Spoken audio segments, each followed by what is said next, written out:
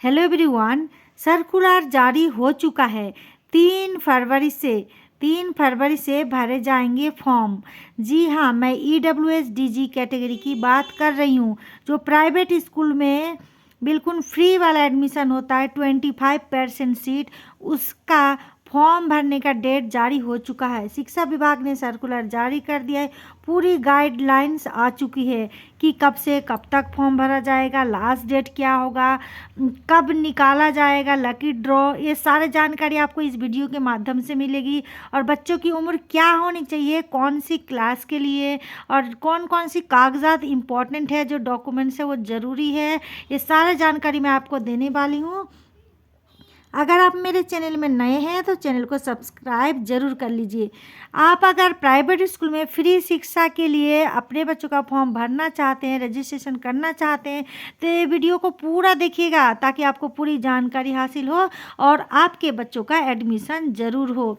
ये देखिए, pre school यानी नर्सरी के लिए आप फॉर्म भर सकते हैं और केजी के लिए भी फॉर्म भर सकते हैं और क्लास 1 के लिए भी, जिसमें आपका बच्चा एलिजिबल हो उसी का उम्र के हिसाब से आप फॉर्म भरिएगा। 2025-26 सेशन के लिए फॉर्म भरने की डेट यानी सर्कुलर जारी हो चुका है। RTE के तहत एडमिशन होगा। 25% सीट होते हैं। दिल्ली के प्राइवेट स्कूलों में जो रिकॉग्नाइज स्कूल है, जितने भी प्राइवेट स्कूल है, सब में 25% सीट होती है हर क्लास में, और बिल्कुल फ्री शिक्षा का लाभ बच्चा ले सकता है।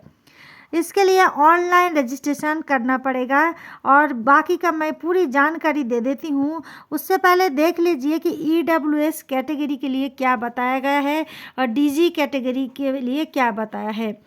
EWS कैटेगरी के लिए आपको इनकम प्रूफ दिखाना पड़ेगा। इनकम प्रूफ लगता है तो साल का जो एनुअल इनकम है वो कितना होना चाहिए, पूरे घर का, पूरे परिवार का 5 लाख से कम होना चाहिए अगर आप EWS में आते हैं तो इनकम प्रूफ दिखाना पड़ेगा। इनकम सर्टिफिकेट आपको बनवाना पड़ेगा। अगर बना लिया है तो अच्छी बात है।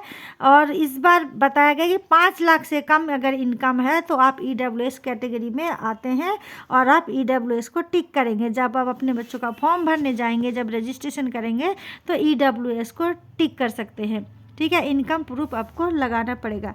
और DG कैटेगरी में कौन कौन आते हैं, देखिए, जो SC ST कैटेगरी वाले हैं या OBC कैटेगरी वाले हैं तो उनको OBC या SC ST का सर्टिफिकेट बनवाना पड़ेगा।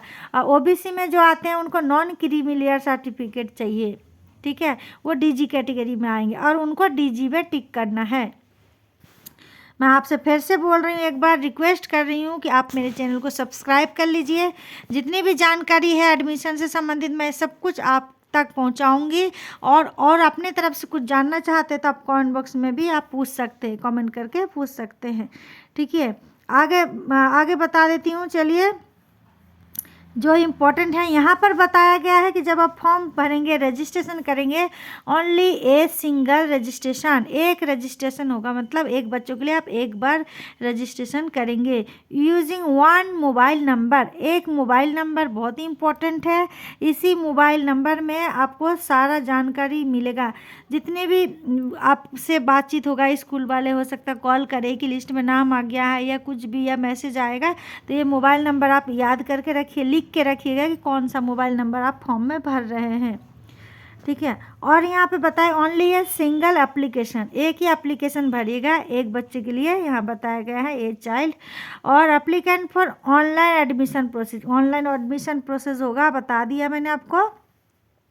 आराम से आप फॉर्म को भरिएगा, ऑनलाइन भरना है। अगर कंप्यूटर से, मोबाइल से आप घर से भी भर सकते हैं तो भरिएगा, और ना किसी भी साइबर कैफ में जाके, इंटरनेट वालों के पास जाके अच्छी तरह से बोल के बता के आप फॉर्म को भरना। सारे डॉक्यूमेंट्स वगैरह पहले इकट्ठा करके रखना। ठीक है, और जो मेन इम्पॉर्टेंट है यहाँ पर बताया गया, ये चाइल्ड ऑलरेडी एडमिटेड, अगर किसी बच्चे का पहले से ही EWS या DG कैटेगरी में या CWS कैटेगरी में एडमिशन हो रखा है तो कैन नॉट अप्लाई अगेन, दोबारा से अप्लाई नहीं होगा। उनको दोबारा से फॉर्म नहीं भरना है।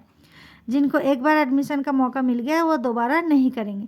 तो चलिए एडमिशन शेड्यूल में आ जाते हैं। कब से कब तक फॉर्म भरा जाएगा, लास्ट डेट क्या है, और कब निकाला जाएगा फर्स्ट कंप्यूटराइज्ड ड्रॉ।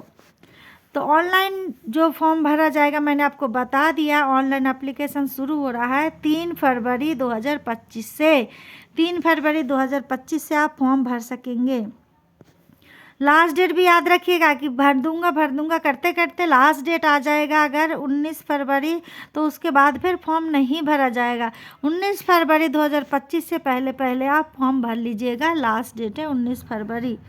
अब जो फॉर्म भर लेंगे उनके लिए एक मौका आएगा, फर्स्ट कंप्यूटराइज्ड ड्रॉ निकाला जाएगा और वो डेट है 5 मार्च। 5 मार्च 2025 को पहला लिस्ट निकाला जाएगा।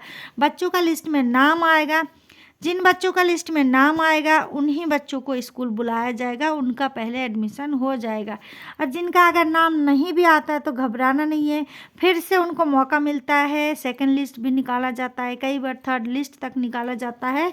तो इसीलिए आप चैनल को सब्सक्राइब करके रखिए, कॉन्टैक्ट में रहिए, ताकि जैसे ही कोई भी अपडेट आता रहता है तो आप तक मैं पहुँचा दूँ।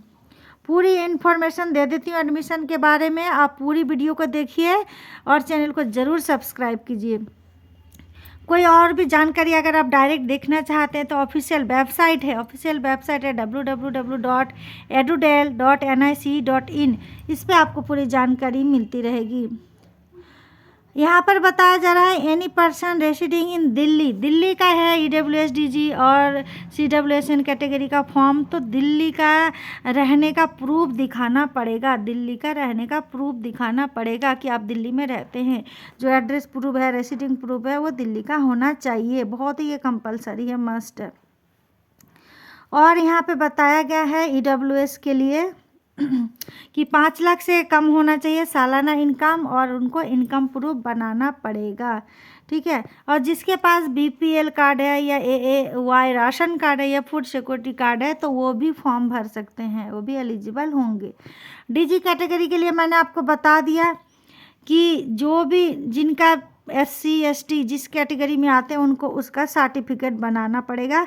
OBC है तो OBC नॉन क्रीमिलियर सर्टिफिकेट बनाना पड़ेगा। ठीक है। और जो चिल्ड्रेन विथ स्पेशल नीड वाले बच्चे हैं उसको भी सर्टिफिकेट बनाना पड़ता है, डिसेबिलिटी सर्टिफिकेट बनाना पड़ता है, गवर्नमेंट हॉस्पिटल का होना चाहिए। आगे चलते जो इम्पोर्टेंट है वो जानकारी मैं आप तक पहुंचा देती हूँ। इनकम सर्टिफिकेट नॉट रिक्वायर्ड किसके लिए? डिसेबिलिटी जो मतलब चिल्ड्रेन विथ एबिलिटी वाले कैटेगरी में आते हैं, ठीक है, डिसेबिलिटी वाले में, उनको इनकम सर्टिफिकेट की ज़रूरत नहीं है, इनकम प्रूफ नहीं दिखाना पड़ेगा। और अब आते हैं मेन है क्या, एज लिमिट। एज ज़रूर ध्यान से भरिएगा क्लास के हिसाब से, तभी बच्चों का एडमिशन सही से हो पाता है। जैसे प्री स्कूल या नर्सरी के लिए बच्चा 3 से 5 साल का होना चाहिए, उसका जन्म 1 अप्रैल 2020 से 31 मार्च 2022 तक के बीच का हो तो वो नर्सरी के लिए अप्लाई कर सकते हैं।